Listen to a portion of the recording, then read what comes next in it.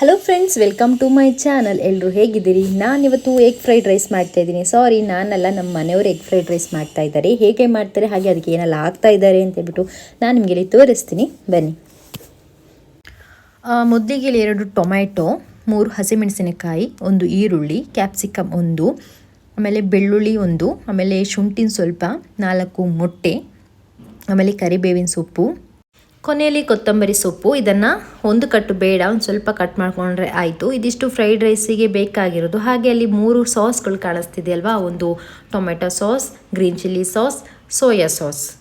Tomato sauce ಬೇಕಾದರೆ fried rice ತಿನ್ನುವಾಗ ಸೈಡಿಗೆ ಹಾಕ್ಕೊಳ್ಳಿಕ್ಕೆ, ಮತ್ತು green chilli sauce, soya sauce fried rice ಮಾಡುವಾಗ ಅದ್ರ ಜೊತೆಗೆ ಮಿಕ್ಸ್ ಮಾಡ್ಕೊಳ್ಳಿಕ್ಕೆ. ಇದಿಷ್ಟು ನೋಡಿ, ಈ ರೀತಿಯಾಗಿ ಎಲ್ಲವನ್ನ ಚಿಕ್ಕದಾಗಿ ಕಟ್ ಮಾಡಿ ಇಟ್ಕೊಂಡಿದ್ದೀವಿ. ಹಾಗೆ ಅರ್ಧ ಲೆಮನ್ ಹೋಳನ್ನು ತೊಗೊಂಡಿದ್ದೀವಿ, ಮತ್ತು ಈರುಳ್ಳಿನ ಈ ರೀತಿಯಾಗಿ ಚಿಕ್ಕದಾಗಿ ಕಟ್ ಮಾಡ್ಕೋಬೇಕು. ನೋಡಿ, ಇಷ್ಟು ಸ್ವಲ್ಪ ಸ್ವಲ್ಪನೇ ತೊಗೊಂಡಿದ್ದೀವಿ. ಹಾಗೆ ಕ್ಯಾಪ್ಸಿಕಮ್ನ ಈ ರೀತಿ ಉದ್ದುದ್ದಾಗಿ ಕಟ್ ಮಾಡ್ಕೊಂಡಿದ್ದೀವಿ. ಮತ್ತು ಇದು ಶುಂಠಿ ಬೆಳ್ಳುಳ್ಳಿ ಪೇಸ್ಟ್. ಶುಂಠಿ ಬೆಳ್ಳುಳ್ಳಿ ಪೇಸ್ಟ್ ಅಂದರೆ ಬರೀ ಇದೆರಡೂ ಅಲ್ಲ, ಈರುಳ್ಳಿ, ಹಸಿಮೆಣಸಿನಕಾಯಿ ಒಂದು ಹಾಕ್ಕೊಂಡಿದ್ದೀವಿ, ಮತ್ತು ಕೊತ್ತಂಬರಿ ಸೊಪ್ಪು, ಇದಿಷ್ಟನ್ನು ಹಾಕಿ ಪೇಸ್ಟ್ ಮಾಡಿ ಇಟ್ಕೊಂಡಿದ್ದೀವಿ. ಹಾಗೆ ಇಲ್ಲಿ 4 ಮೊಟ್ಟೆಗಳನ್ನ ಒಡೆದ್ಬಿಟ್ಟು ಒಂದು ಬೌಲಿಗೆ ಚೆನ್ನಾಗಿ ಕಲಸಿ ಇಟ್ಟಿದ್ದೀವಿ. ಇವಾಗ ಸ್ಟೌವಲ್ಲಿ ಒಂದು ಬಾಣಲಿಯನ್ನು ಇಟ್ಟು ಅದಕ್ಕೆ ನಾವಿಲ್ಲಿ ತುಪ್ಪವನ್ನು ಹಾಕ್ಕೊತಾ ಇದ್ದೀವಿ. ಬೇಕಾದರೆ ಎಣ್ಣೆನ ಹಾಕೋಬಹುದು, ನಾವಿಲ್ಲಿ ತುಪ್ಪನ ಹಾಕ್ಕೊಂಡ್ವಿ. ಬಾಣಲಿಯಲ್ಲಿ ತುಪ್ಪ ಕಾದ ನಂತರ ಕರಿಬೇವಿನಲ್ಲಿ ಹಾಕ್ಕೊತೀವಿ. ಅದರ ಜೊತೆಗೆ ಕಟ್ ಮಾಡಿದ ಈರುಳ್ಳಿ, ಹಸಿಮೆಣಸಿನಕಾಯಿ, ಆಮೇಲೆ ಕ್ಯಾಪ್ಸಿಕಮ್, ಹಾಗೆ ಕಟ್ ಮಾಡಿದ ಕೊತ್ತಂಬರಿ ಸೊಪ್ಪು, ಇವಿಷ್ಟನ್ನು ಹಾಕ್ಕೊಂಡು ಹಾಗೆ ಲೈಟಾಗಿ ತಿರುಗಿಸ್ಕೋಬೇಕು. ಒಂದು ಸ್ವಲ್ಪ ಕೆಂಪಗೆ ಬಂದ ನಂತರ ಕಟ್ ಮಾಡಿದಂಥ ಟೊಮೆಟೊನ ಹಾಕ್ಕೊತೀವಿ. ಹಾಗೆ ಅದನ್ನು ಕೂಡ ಲೈಟಾಗಿ ಈ ರೀತಿಯಾಗಿ ತಿರುಗಿಸ್ಕೋಬೇಕು. ಇದ್ರ ಜೊತೆಗೆ ಶುಂಠಿ ಬೆಳ್ಳುಳ್ಳಿ ಪೇಸ್ಟನ್ನು ಹಾಕ್ಕೊತೀವಿ. ಹಾಗೆ ಅದನ್ನು ಕೂಡ ಸ್ವಲ್ಪ ಲೈಟಾಗಿ ತಿರುಗಿಸ್ಕೋಬೇಕು. ಹಾಗೆ ಕೆಂಪಗೆ ಬರಬೇಕು.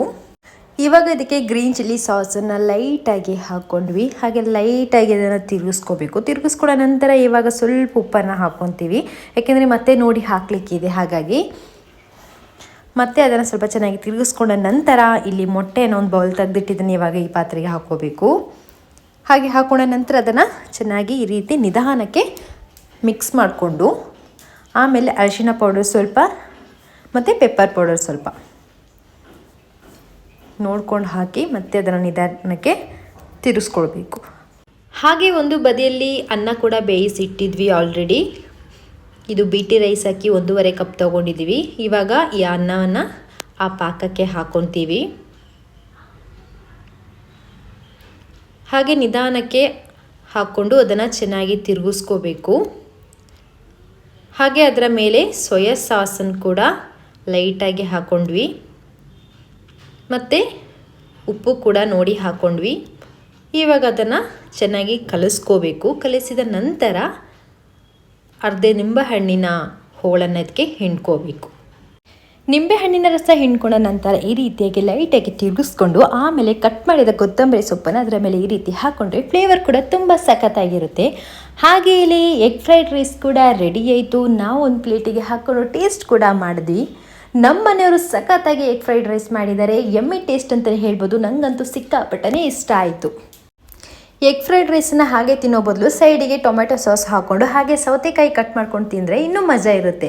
ನೀವು ಒಂದ್ಸಲಿ ಮನೇಲಿ ಟ್ರೈ ಮಾಡಿ ನೋಡಿ, ನಿಮಗೂ ಕೂಡ ಇಷ್ಟ ಆಗುತ್ತೆ. ನಮ್ಮ ಮನೆಯವ್ರು ಮಾಡಿದ ಎಗ್ ಫ್ರೈಡ್ ರೈಸ್ ನಿಮಗೆ ಇಷ್ಟ ಆಯಿತಾ? ನಾನು ನೆಕ್ಸ್ಟ್ ವಿಡಿಯೋದೊಂದಿಗೆ ನಿಮ್ಮನ್ನ ಮೀಟ್ ಮಾಡ್ತೀನಿ. ಓಕೆ ಫ್ರೆಂಡ್ಸ್, ಬಾಯ್.